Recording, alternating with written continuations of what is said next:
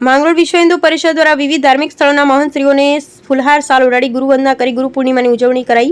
માંગરોળ વિશ્વ હિન્દુ પરિષદ બજરંગ દળ દ્વારા ગુરુ પૂર્ણિમાના પાવન અવસરે સંતોના આશીર્વાદ સાથે ગુરુ વંદના કરવામાં આવી। માંગરોળ અપ્સરા મંદિરે, મંત્રી મંદિરે અને સ્વામિનારાયણ મંદિરના પૂજ્ય સંતોના ચરણોમાં મસ્તક નમાવી તેમને ફુલહાર સાલ ઉડાડી આશીર્વાદ લઈ ગુરુ વંદના કરવામાં આવી।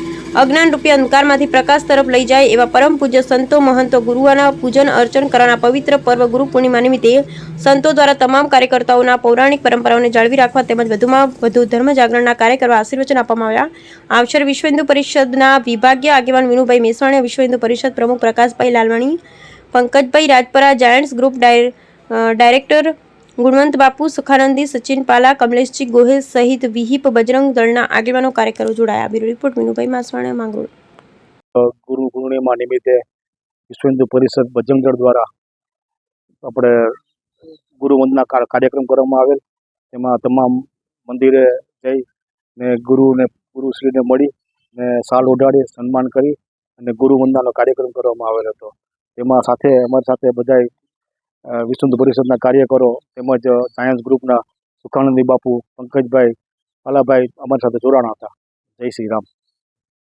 પૂર્ણિમા છે એ પૂર્ણ દિવસ 12 પૂનમ આવે એમાં આ પૂનમ છે એ મહત્વની છે। આમાં માણસોએ શીખવાનું છે કે ભાઈ ગુરુ વિના કોઈ દી આપણે આગળ આવવાના નથી। ગુરુ બિન જ્ઞાન નહીં, ગુરુ બિન આત્મ વિચાર કીજ પાવી, કહતે બ્રહ્માનંદ ગુરુ વિના કોણ ભવ સંકટ મિટાવે। ભવના ફેરા આપણે તરવા હોય તો ગુરુની તો જરૂર પડે જ ને। સમુદ્ર તરવો હોય કે નદી તરવી હોય પણ વાણની જરૂર પડે। એમ પરમાત્માએ ભગવાને આપણને આ ગુરુઓ આપ્યા છે, બધે છે।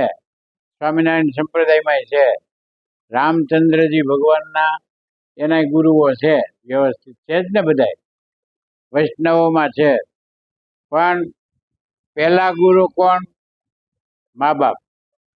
પહેલા મા બાપ ગુરુ છે એવું લખ્યું છે કે મા બાપ છે એ આપણા પહેલા ગુરુ। અને પછી મોક્ષના દાતા કોણ? તો કે આ ગુરુ સંત। ભગવાનના જે સંતો છે એ મોક્ષના દાતા છે। એ આપણને ભગવાનના ધામ સુધી પહોંચાડે છે। ક્યાંય જીવાતમાં આડોઅવળું ન રહે અને ભગવાનના ધામમાં પહોંચે એ આપણામાં કરવાનું ઈ જ છે। પણ એ કેમ કરવું પડે ને? ગુરુ આપણને કહે કે ભાઈ તારે 5 માળા ફેરવવાની તો ફેરવવાની। આજે ચાતુર્માસ બેઠો, આજે ચાતુર્માસ છે એટલે 4 મહિના આપણે ભજન કરતા હોઈએ, માળા કરતા હોઈએ, દર્શને જતા હોઈએ, ભગવાનના દર્શન કરતા હોઈએ, પણ આજનો દિવસ છે એ વિશેષ છે। આજે આપણે કાંઈક પણ નિયમ લેવું જોઈએ। 5 માળા ફેરવતા હોય તો કે ભાઈ 11 માળા હું કાયમ હવે ફેરવી।